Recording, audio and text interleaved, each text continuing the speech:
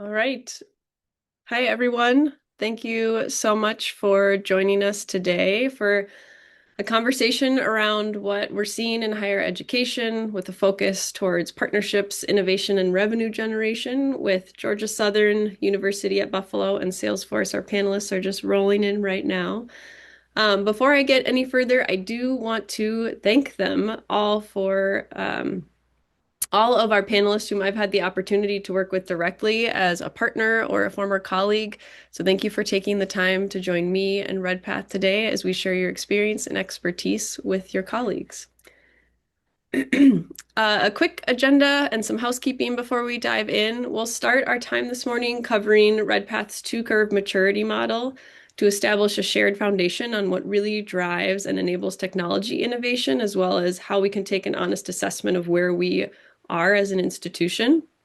We'll cover introductions with our panelists and then dive into the discussion around the 5 trends we're seeing in higher education, along with their expertise and strategy around those.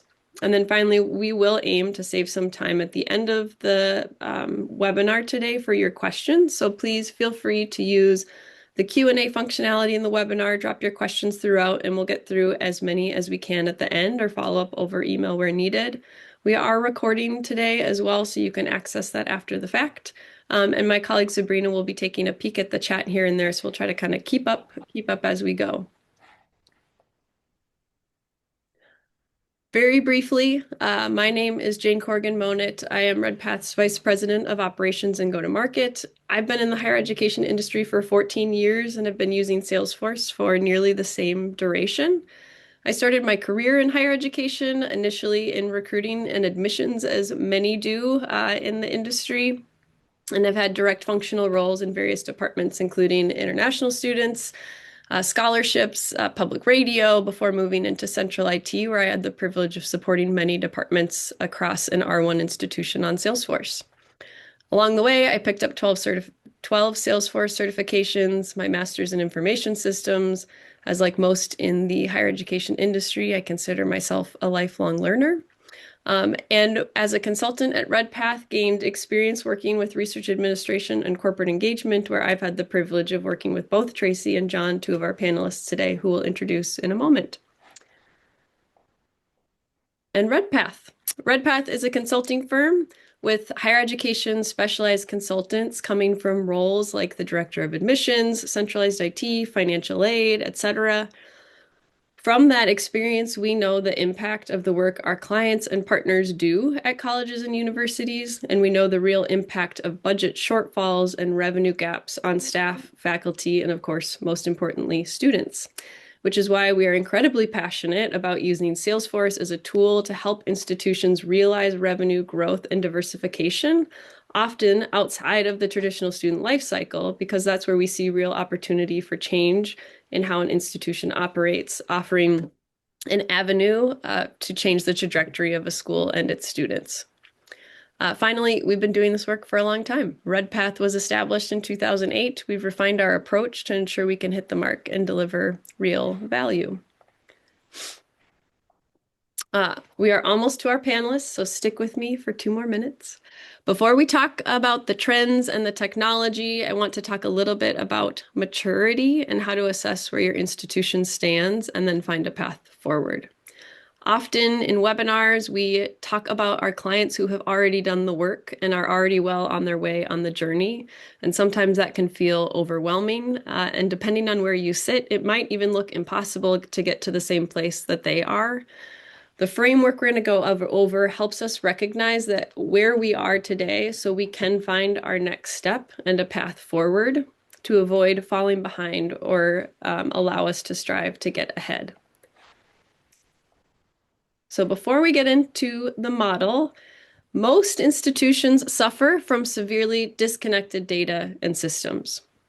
While you might in one department have a really great team and fantastic operational processes, the disconnected and fragmented nature of the work can cause real pains to students, partners, and ultimately institutional risk. And I think in 2026, most everyone sees this, feels it, and understands the problem. You know that you don't have access to Intium's data at the click of a finger, or you aren't able to see how career services is working in Handshake because it's all spread across campus.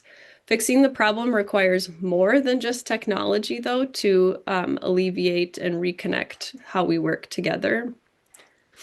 Moving forward, to solve the problem of disconnected data, it requires more than new technology or integrations. It requires moving the organizational culture and technology together to drive a real impact. When there's significant gaps between technology and the people within an organization, the investment rarely is fully realized. Towards the start of my career, I most often saw the challenge on the left, where technology gets ahead of the people. So an IT department or a select group of individuals maybe have invested in technology to drive innovation, but an organizational culture and team might be resistant and slow to adopt the tools, whether that be due to a fear of being replaced by the technology or a fear of collaborating across campus in a unified system, feeling protective of data. However, lately, increasingly, and maybe encouragingly, I actually see the challenge on the right more and more, which as a technologist is really a fun challenge to work with. It's teams who are locked into a vision of data sharing to drive collaboration and innovation, but the technology needs to catch up. Regardless of where the gap lies, real value and opportunity is still left on the table. At Redpath, we've honed our approach to ensure that we understand where our clients are joining us on their journey so that we can support bridging the gap. As much as we love technology, we also need to ensure we don't overpace the team that will use it. This is so critical, especially when we're talking about external partnerships, research, and innovation. We often see teams fall into the trap of seeing relationships they've established as their account, their lead, their partnership. And while they may be driving real value for the institution from their independent work, it can cause damage to the partnership and the revenue potential for the institution. Single-threaded relationships are dangerous. Once they leave, so goes the partnership. Or we often hear from our clients that you might walk into a meeting with a prospective partner and appear clueless when you realize that they actually already do significant work with another department on campus.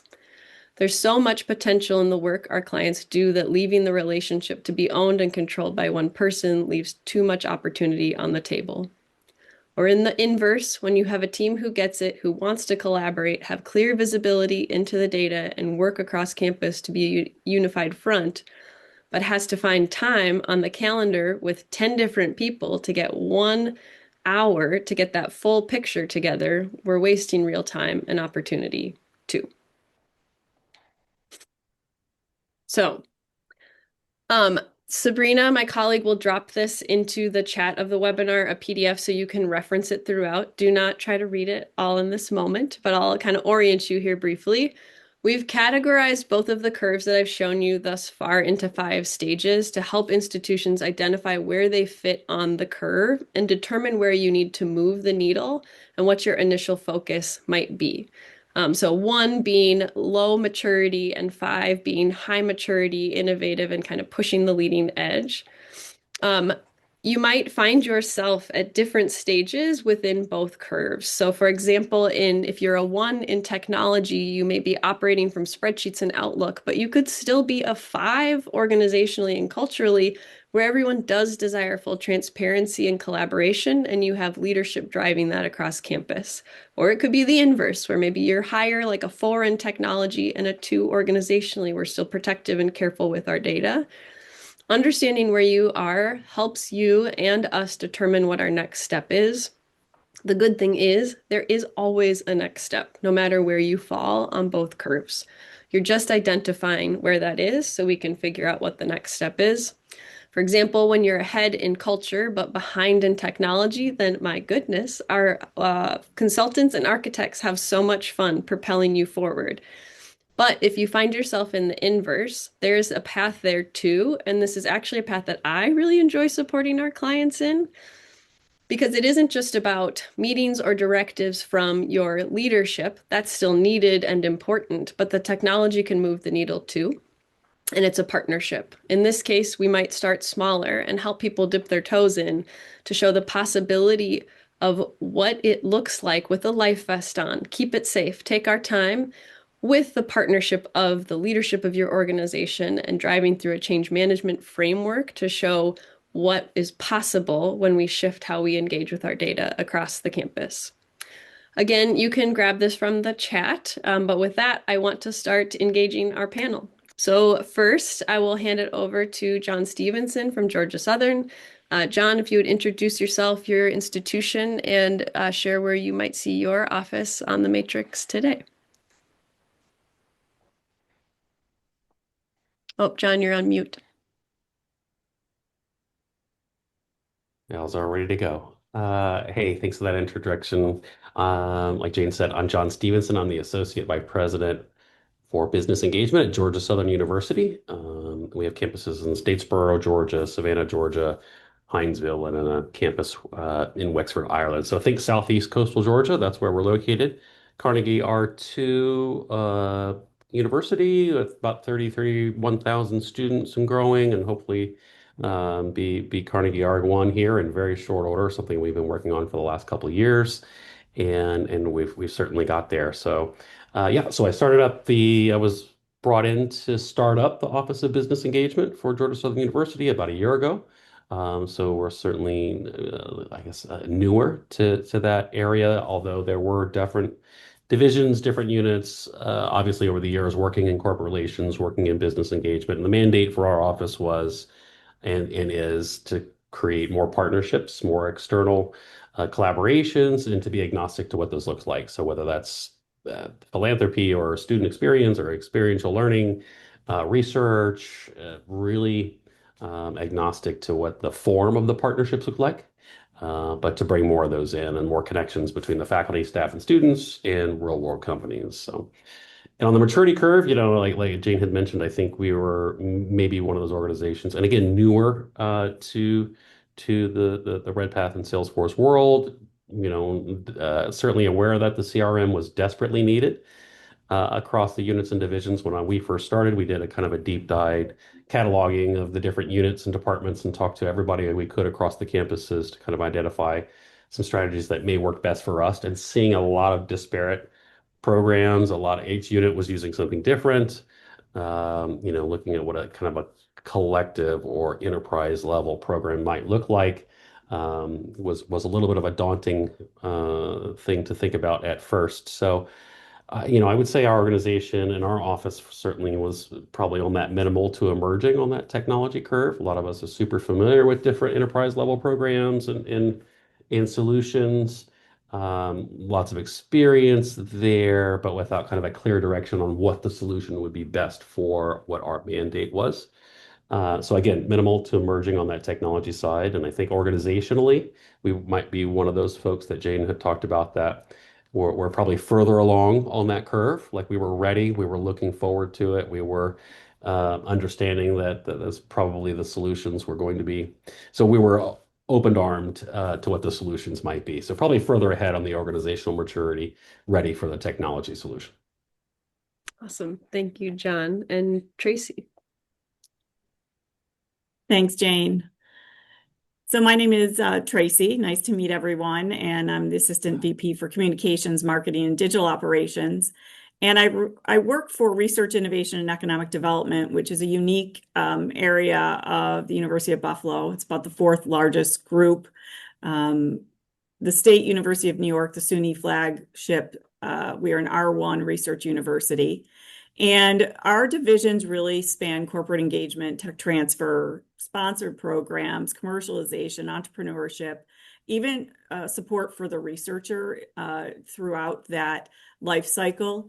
And business and entrepreneur partnerships was stood up to kind of be the front door to the industry and bring in the many different programs that we have that are those industry collaborations or those corporate collaborations, and start to build a front door that really leads people in a way that it's easy for them to navigate. So what we're really trying to do is be more customer focused and treat our partnerships as customers.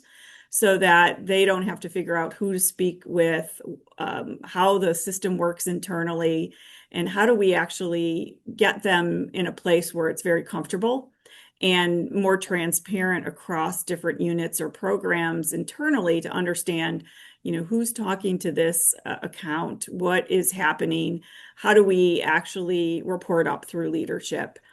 So I lead communications and marketing, and I came from private industry where I was very familiar with business development and really tracking revenue and tracking things from the customer's point of view so that they are really felt taken care of from a constituent level.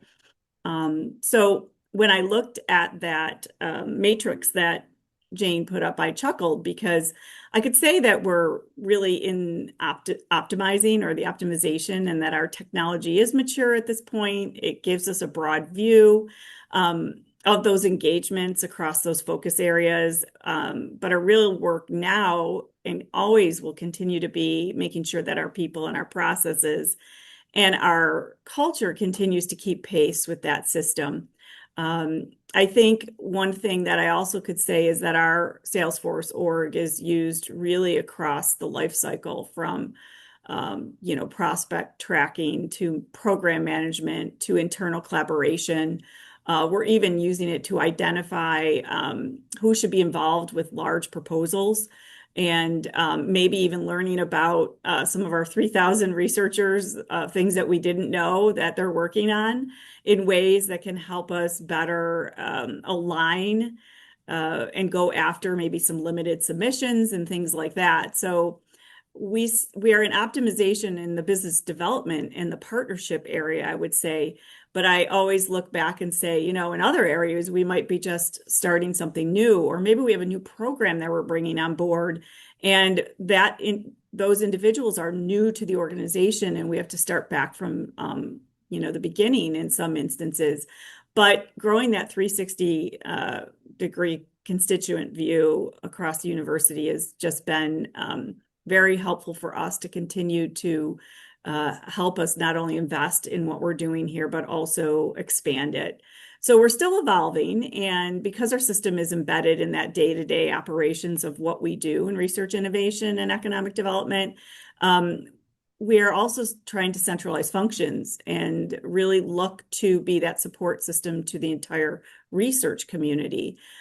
So that when they're here and they're at a place in their career and working through either getting, doing their first research project to actually then promoting or commercializing, that we can be there with them. And so I think that change also happens because they're all at different places in their careers. So that really kind of fits that organizational lag concept too. But bringing people along through that change is what I think communications is essential, but also having a partner that can help us navigate that. Thank you, Tracy. And last but not least, Ryan. Hey everyone, my name is Ryan Frazee. I work for Salesforce, but before that, I spent almost 10 years working in higher ed. And so putting my previous institution on that maturity curve, I would say we clearly were at the zero minimal level tracking at the very, very beginning when we started that thing, and protective across departments, countries, everything that we were working on was very much that way. And over the 8 years that I was there, with a lot of people involved, we were able to push way beyond the 3 and 4. We had AI, this is back in 2015, doing things on Salesforce that was really a lot of fun. And leading that whole process, not just from an IT perspective, but from an overall organizational transformation piece. And it was just really fun to watch how we were able to move through that. The dirty little secret, and this is to Jane's earlier point about this process, is once you get to those maturity levels, your mind expands even further, and then you start elevating your standards even further, and then you want to take a step back and improve the next piece again and keep going through that. So there's always ways to keep improving as we're going through that. And it was a really good, fun experience. But I've taken the last 6 years working at Salesforce, really being able to not just help one institution, but help many institutions. And so I've really enjoyed that experience so far.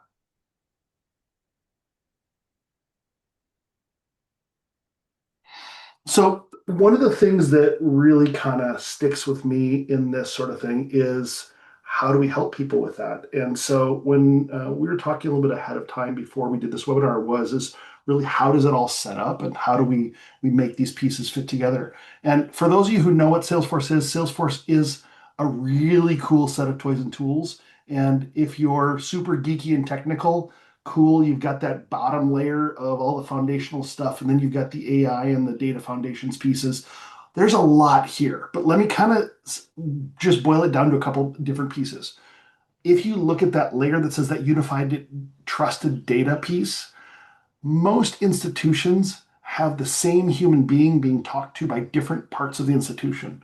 Being able to unify those into their different parts of the organization in a way that doesn't say one is right and one is wrong, but how do we know that it's the same person, even though they might be different email addresses or they might be different um, experiences where in one use case or one circumstance they're a student and another circumstance they're an executive VP of research and development at a major corporation. And how are we doing those two things together? That's really where you can unify that and have that puzzle piece there.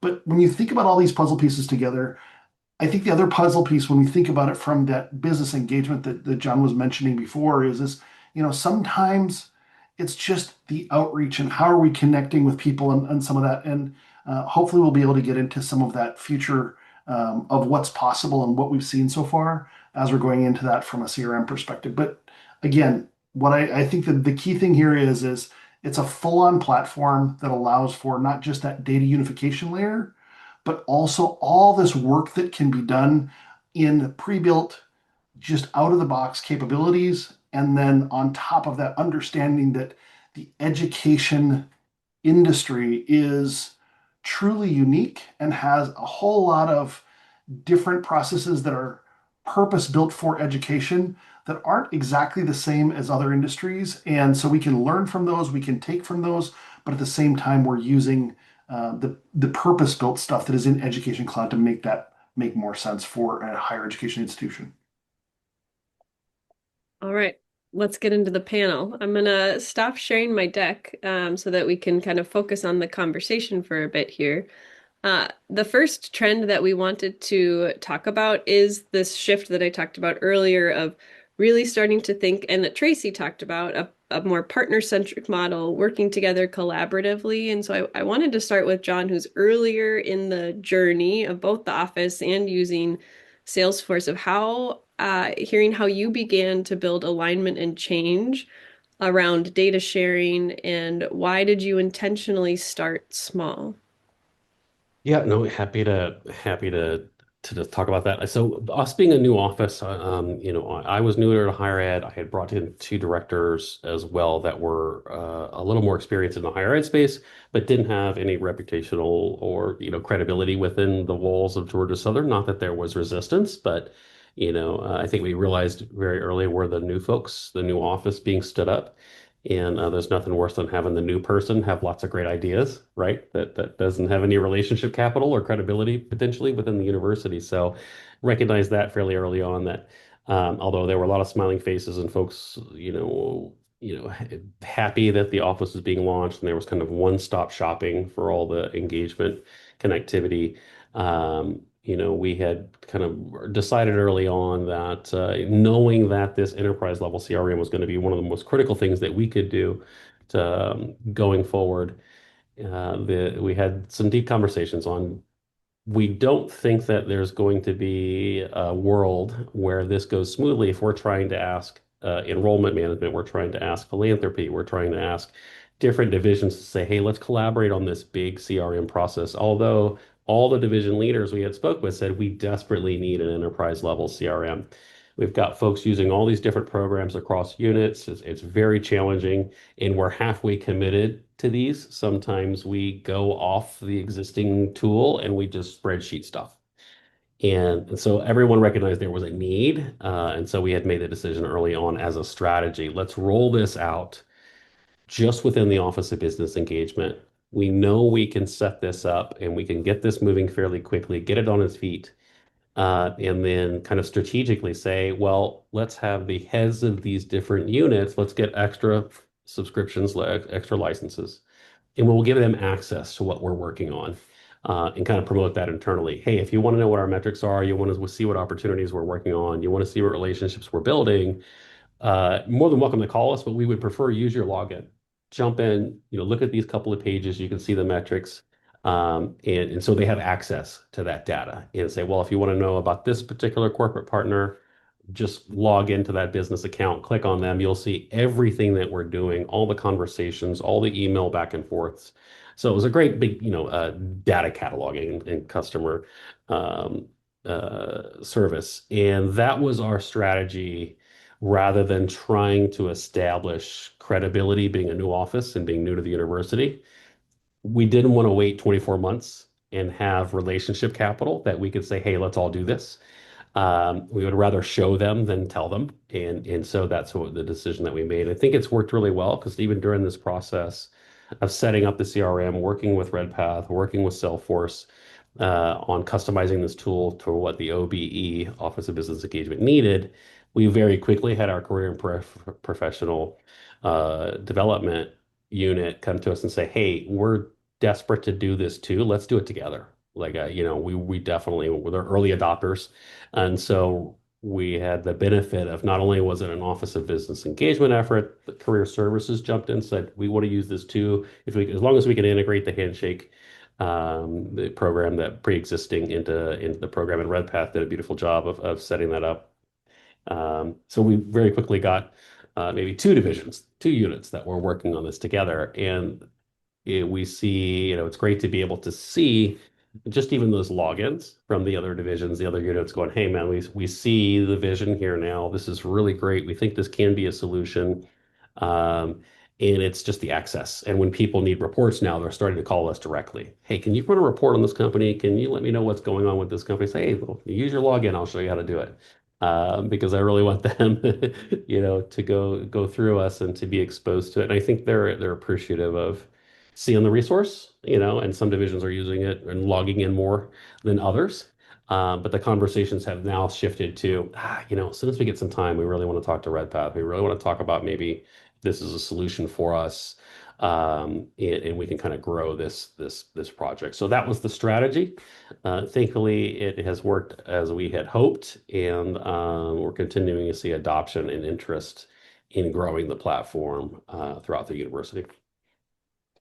I think it's such a smart strategy to start with, like your department being the one that's sharing first and entice them to start seeing the value. So I've loved the approach you started with, and it's been really fun to hear from you how it's been playing out since you've been live in the system earlier this year.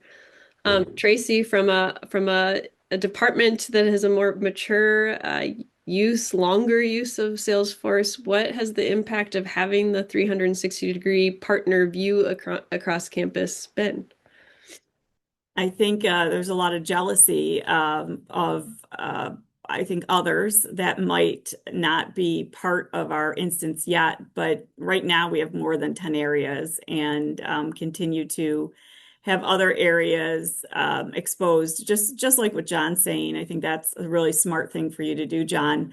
And I think what we're showing is that having this focus across these different areas and how they're integrated really show how the partners experience us, and treating those partners as customers of that whole institution. And it's not just an office. So that it really piqued the interest at the president and provost level, that they were able to see the much richer story. And so that structure really reflects how we continue to work toward exposing more or new programs or new departments, so that we can really help that partner work with us. And we look at that as a full engagement, from internship, hiring, joint research, space usage. It's not just one transaction. And I think it's what early on we said, this data belongs to everyone. And that helped us. We also made it part of that the partner-centric engagement was really a culture shift to say that this was what was important. And what it's allowed us to do is avoid, duplicate outreach or really design engagements that feel a little bit more seamless. We've even gotten to the point to develop solutions from the perspective of the customer where they can get a report to really better understand how is my organization working with University of Buffalo. They didn't even know in their own organizations. And so by showing them the different points of contact, it helps report things in a way that are a little bit more comprehensive and holistic. So those isolated metrics from individual programs can be meaningful, but when we tell this integrated story, that impact not only helps them, sell up to say, we should be doing more with UB because we're doing this all right now, but it does help contribute to showing really the talent outcomes, the research funding, the economic impact, and really helps us tell a much more compelling story. And it gives us reason for a case for continued investment, which is something that as we grow as a university, we have to continue to invest, and we are going to be growing not only from our Salesforce org, but for the different programs that we're going to offer as we reflect the future of higher ed. So, yeah, that's great, Tracy, and like a great segue because you're sharing a little bit about how you're able to see the impact of your partnerships more with the system and have a holistic approach. John, from your angle of just starting at the very beginning, how are you using the metrics in the system now that you have to shift your focus from being able to count activities to measuring real impact and accountability? Oh, it's been fantastic. I think it's exactly what we were looking for to be able to measure outcomes. Because there's a difference between being busy and being productive, right? So I don't want to fall into that trap. I think from a nimble standpoint, because we're given the benefit of being a fairly nimble organization, being able to pivot quickly and be super super creative. No idea is a bad idea, which is just amazing support from leadership to be able to have that kind of ethos throughout the Office of Business Engagement. Um, and so those metrics, you can have that perspective probably from a leadership standpoint, as long as the outcomes are delivering, right? And you want to be able to see that, say, hey, we don't want, to be spinning our wheels. So sometimes it's just as simple as, hey, the president or leadership needs a quick report on this company or that company. It was before you would be, and from what I understand from other divisions as well, it would be a little bit of a, okay, well, let me kind of consolidate everything into a Word doc, a Google Doc, or let me put an email together and kind of manually put all this stuff together. I take snapshots of our dashboard or the reports when I drill into them. I just take snapshots of those or forward that report over. And leadership is like, this is spectacular. This is like real-time data. I'm like, yeah, I refreshed it 5 minutes ago. So this is the latest and greatest. So it lightens the load in terms of that admin from the Office of Business Engagement side of things. And it provides really deep dive data to leadership to make decisions. So for them, it's been fantastic. For us ourselves as well, really being focused on outcomes. And we have a strategy that the dashboards and metrics have been really helpful in because in what we're doing, we have collaborations sometimes that involve dollars, monetary collaborations, if you want to say that. And we have a lot of collaborations and partnerships which are just as valuable to the student experiential learning, to faculty, staff, to the community economic development. We have just as valuable, but maybe there's not a dollar amount to that. So we've categorized those with some guidance and some advice from a lot of folks, including Redpath and Salesforce, that we're calling those non-monetary partnerships and collaborations. And so we have kind of two buckets that certainly partnerships fall into. But being able to track those, because I think we were all sitting around the room in terms of what our strategies are about not shying away from those non-monetary types of engagements. And that could be board representation. They want to be on our business board, or we're asking them to be on an advisory board. Is there an on-site visit to the company? Is there an on-campus visit where we have executives hosted on campus to visit into our facilities? Is that just research participation? Hey, can you provide a data set for us on this? So we have a bucket of non-monetaries, and the thought inside our four walls was we think that these types of non-monetary, maybe relationship building engagements, we think they will translate ultimately to those more monetary philanthropy, sponsored research, those types of things, but we don't know. And everybody said we think they will. We think this is good for us in terms of the relationship building, for the engagements to beginning, building a long-term relationship with the private company. And what we've seen very quickly is we're able to really see that in the metrics itself. So we're able to see what non-monetary partnerships have converted to another opportunity that potentially was a monetary opportunity. And that has been phenomenal to see what conversion rates that we have. So, because we've established, hey, we're not wasting time by doing some of these non-monetary. These are business building, relationship building, partnership building, collaborations. And we've already seen that to be able to pull those metrics. And I think I just pulled the numbers this morning. So the last 2 quarters, we've had 50 non-monetary type of collaborations or partnerships uh, across that spectrum of maybe it's advisory seats or it's speaking engagements to students, on-campus visits, those types of out of the 50, 7 of those have converted to another non-monetary type. Maybe that's an advisory board, a speakers conference, or on-campus tours, and then 4 of those have converted directly over to monetary types, whether that's philanthropy, sponsored internships, um, and sponsored research. And 3 of those 4 that have converted from non-monetary and have had a subsequent monetary partnership, 3 of those 4 have come from the on-campus visits. So that's the exact kind of data that we wanted to see so that we can streamline and right size our efforts to go, hey, we see in the data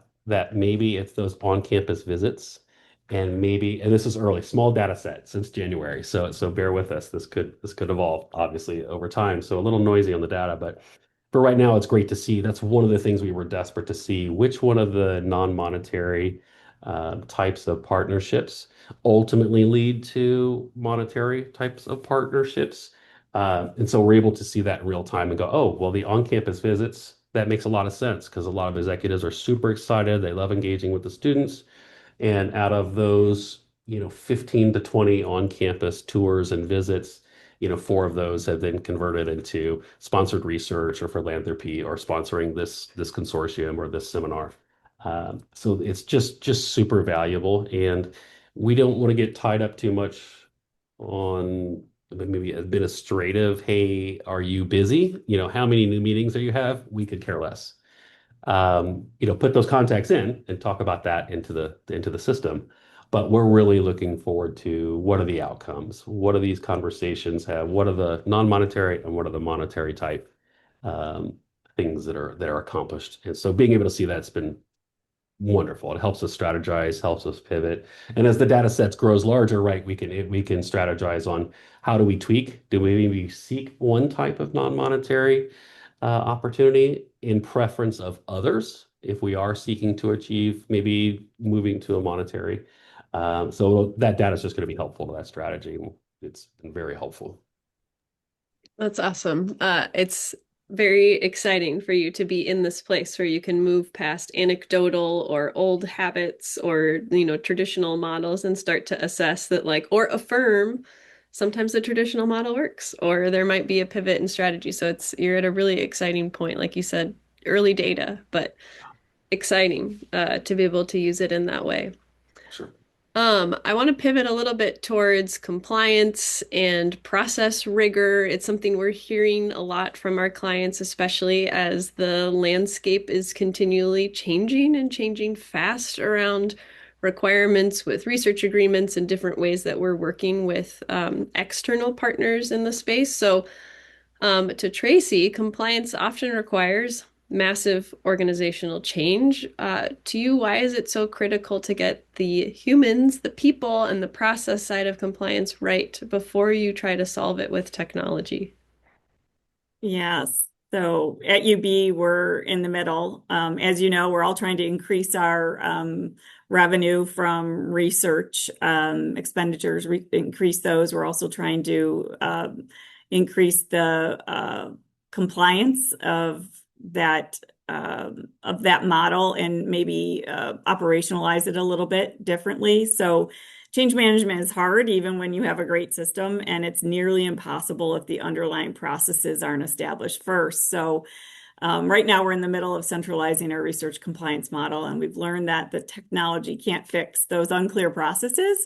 Besides also with maybe hiring a larger amount of support systems. So I think that those roles and steps, if they're not clearly defined first, it really puts a roadblock in your way. And I can reflect back to our original Salesforce project with Redpath. The real breakthrough wasn't a feature. It really was getting departments to agree on a shared set of opportunities from stages to handoffs.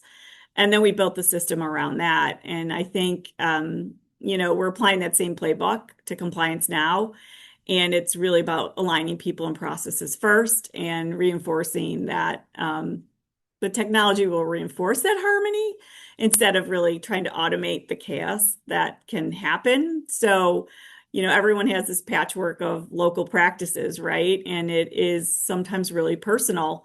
And we're trying to centralize and do a shared university approach that really gives our investigators and our partners, consistent, predictable experiences. And the work is really is less about turning out a new system and really more about agreeing and getting approval so we can move it forward in a very positive manner. So we never wanted to automate anything that was unclear or inconsistent, because then that just creates confusion. And, you want to make sure that you have that human workflow and the ownership right before you really put that technology in place, because they won't use it and the adoption rate will really suffer, which will then derail. And I think that we saw this dynamic really clearly in our first project with Redpath. And it wasn't a compliance build at that time, but we had similar challenges with those different groups at different stages and different definitions of what they thought opportunities were.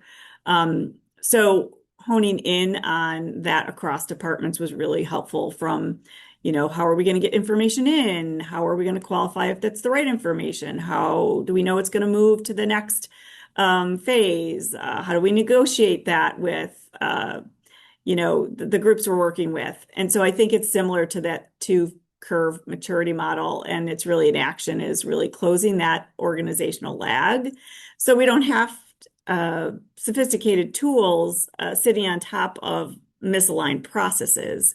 And that is really a tough piece. And I think that's, we often don't have enough people to help with change management, but compliance is so important now. And as Jane said, it's increasing in importance as finding different ways to bring revenue in.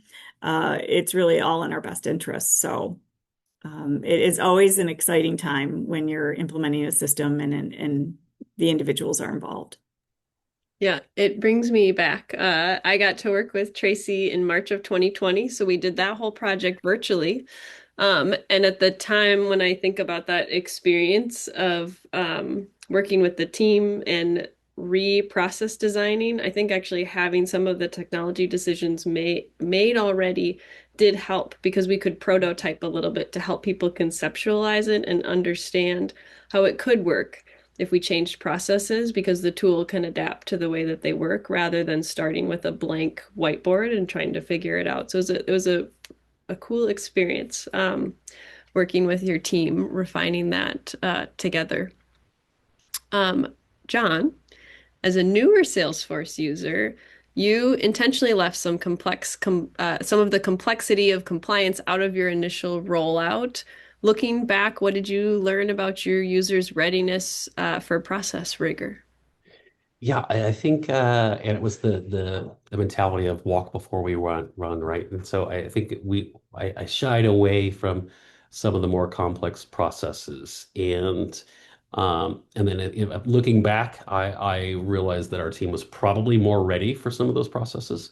We had some folks in our office with experience with Salesforce and other CRMs, in sort of the processing part of that. So I think looking back, and as I we got more familiar with our own processes and realized, like to Tracy's point, there are some processes along, especially the sponsored research route, and the vetting process, because we have some new pretty strict laws in Georgia in terms of vetting the university partners. Lots of specificity there now, and realizing that those SOPs were really kind of set up in a well-oiled machine, and then we could have very easily brought in a couple of those processes to do again, probably the first third of those processes that would have cleaned up and been really functional for us. So I look back and go, okay, well, we were probably ready for more sophistication and more process rigor than we had started with. So yeah, looking forward to kind of phase two on what we're able to incorporate and kind of automate several more of those systems. So ultimately, it really does, the goal would be now to see, um, that admin of certain projects and certain processes would, touch a person's hand much later when a lot of the simpler processes, but critical, are can be achieved through Salesforce. Yeah.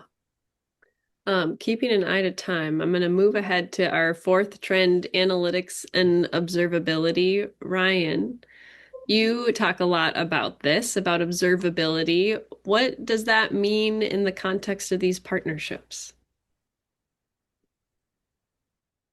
I go back to my non-tech side of things and the old mantra of what gets measured gets managed. And I think it's really important to think about it from a KPI standpoint. And we talk about KPIs as those are the outcomes we want to drive. Um, as we automate more of the tasks along the way, the KPI is the outcome, but the observability is all the steps along the way. And so I think as we're thinking about these puzzle pieces, being able to see the different steps that are being taken along that path, allow that observability. When I used to work in retail as a kid, I could walk up and down the aisles and see where the people were looking on the shelves and whether something was there or not there, that sort of a thing. As we get into this technology world, sometimes we don't have that same ability to see because those processes are automated and it almost feels like a little bit of a black box. So the opportunity to be able to observe what's going on in using these digital tools and allowing for that to happen. So it's not just a trust me, it's a trust and verify. It's making sure that you're able to observe along the way because when Tracy or John sees the outcome, they want to be able to go 3 steps back and see, okay, what happened here? Okay. Or halfway down that path of that engagement, we're not where we want to be just yet and be able to have that observability. So to me, KPIs are the outcomes that drive the success to Tracy's point earlier about getting investment. And that's really what we're doing is driving towards those outcomes. And at the same time, that opportunity along the way as we increase our automation and those capabilities to be able to see what's going on with observability. Salesforce has Agent Studio that does that. There's a lot of different things that are there for it, but just the opportunity to see what the heck is going on and not having to be a super geek to do it is really, really valuable because at the end of the day, the people that have the criteria may not necessarily be technical. They may be the business people and they need to be able to see what's going on to know when to go left and when to go right. Well, Tracy, as not a super geek, how do you make this concept of observability simple and actionable for your teams? Yes, we purposefully made our dashboards really deliberately simple. We use big numbers with clear color codes. Green if we're pacing ahead of last year, and red if we're behind. We even have put in a yellow in there to say we're close, but we're not there yet. Then anyone can glance at that screen and instantly see the health of our KPIs or our pipeline or engagement closure. They don't have to run a report. They don't have to email anybody. It's really helps us do that observability in a way that is making how is our performance obvious and what are we doing every day in our decision making. So I think that just being open and visible so that everybody can do a quick health check is really important. And that really helps us all keep on track and honest because it's not all about revenue. It is also about the KPIs and the key performance indicators that are moving you toward that outcome that you foresee. So, and it also helps you to address quickly if you might have a problem and where you might have to step in. Um, just looking at the time, if anyone does have questions, a reminder that we have the Q&A. You're welcome to drop some questions in there, but maybe just a couple more or one or two more, depending on the time for the panel before we pivot to the open Q&A. Tracy, again, I wanna talk about AI. AI is the topic at hand in technology, in higher education, in every industry and facet of our lives right now. I'm curious to hear from you how you are applying AI to improve your external partners' experience. Yeah, I think one of the things that I mentioned at the beginning is that we were trying to find a way to make us really the university be a front door to industry partners. And so we also treat our website as a front door. It's very clearly marked by users. So they know who they are, they self-identify, they can get through it. And really, our website is really not a brochure. It is, we have kind of flipped it on its head. Instead of using the organizational speak that higher ed uses, we're using it in ways that speak to the person that's arriving at our site, and we help them do what they need to do. So we're deploying the AI agent across key web assets that really act as a smart intake desk. You know, a partner or a visitor can describe what they're looking for on their own. They can use the keywords, talent, maybe research, collaboration, IP, funding. And that agent interprets that intent and answers some common questions and then routes them to the right area of focus, which really helps reduce friction for those partners. And I know everyone here understands websites can be kind of a kitchen sink for higher ed, and it's got to be on the web, and we have to put it up there, and it's very confusing. Some things are internal, and some things are external, and it confuses our visitor. So the agent really helps shorten the time from that first click to the right conversation. It's really like taking away those obstacles, and then it creates a structured intake channel for our teams. And that agent, we have vision to map those inquiries to our focus areas, but then hopefully we also will learn the areas that we might not be addressing. You can do that, some of those things in a standard form, but this is also trying to be a little bit more nimble and meeting the partner where they are at that moment. So it's not that we're taking away some of the old-fashioned traditional ways to contact us, but what we're doing is really trying to say, we honor your time, we respect you as a partner, and we know it's difficult to navigate a university website, so let us help you. Awesome. I'm gonna jump to the audience questions. We have a few. We'll get through what we can. And maybe I would love for, if we have time, all three of you maybe to answer this question, Ryan, hearkening back to your time at an institution, but maybe John, will start with you. The question is, our institution is large and very decentralized. How did your institutions get initial buy-in? Was there a central leader demanding it? So quickly, there really wasn't. I think there was collectively across the university, everybody said we need our CRM, but every unit was like, we want this one, we want this one, we want this one, we do this. Oh goodness, oh great, we're never going to get consensus here. I'd rather just do it with our division, with support from Central, saying, hey, yeah, if you guys need a CRM, you set it up, and with some conversations of, well, we only need 4 licenses, let's get 15. And you know what? Head of advancement, they get a license. Enrollment, alumni affairs get a license. Career and professional development get a license. The deans, the research department, they'll get a license. And so that they're in the mix, although they weren't a part of setting it up. I said, hey, this is just a snippet of what Salesforce can do and what Redpath can do for us.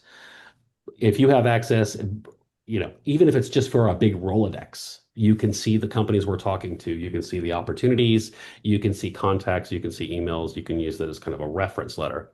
That has been helpful to generate secondary questions from those folks. For many of them that have access are, hey, can we talk more about Salesforce? What would it look like if if alumni did this, or if foundation and development did this, would we have our own app? Or so they're asking the right questions. Like they would be great to maybe start small and then grow. That was our strategy, and that's um, how we did it. Thanks, John. Tracy or Ryan? Yeah, I'd say the way that we approached it was we had an opportunity like Ryan did or John did to there was a new formation of an organization. There was a heavy amount of revenue that was being brought in by many different units that were very much around economic development and research collaborations. And then we kind of also had leaders that really respected the customer service aspect, not only to your internal folks, but also to your external folks.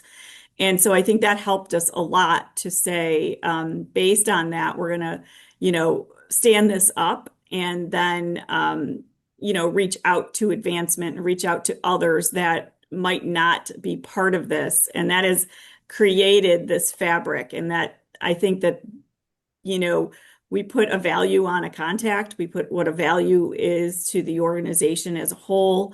And we also said that the data is owned by everyone.